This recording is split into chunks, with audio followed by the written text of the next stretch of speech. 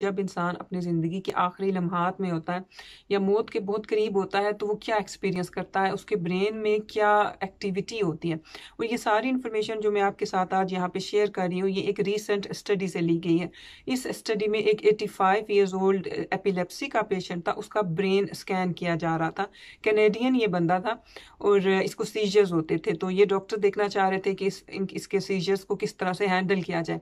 लेकिन अनफॉर्चुनेटली उसकी जो है स्कैनिंग के दौरान डेथ हो जाती है। अब इस बंदे की तो डेथ हो जाती है, लेकिन बैक एंड पे स्कैनिंग मशीन अपना काम जारी रखे हुए होती है और वो अपने स्कैन कंप्लीट करती है। तो डॉक्टर्स ने इन स्कैन्स का बड़ा जो है वो बगौर मुतालिया किया है और उसका काफ़ी सारा एनालिसिस करने के बाद इन डॉक्टर्स का ये कहना है कि उस इंसान के जो वो जिसका स्कैन किया जा रहा था, उसके मरने के 30 सेकंड्स पहले उसके ब्रेन में बहुत ज़्यादा एक्टिविटी हुई। यानी जब उसकी हार्ट बीट रुकी है उससे 30 सेकंड्स पहले, और इस एक्टिविटी में ज़्यादातर जो वेव्स और जो एक्टिविटी रिकॉर्ड की गई है वो उन एरियाज़ में की गई है जो ड्रीमिंग और जो है मेमोरी से लिंक्ड होते हैं।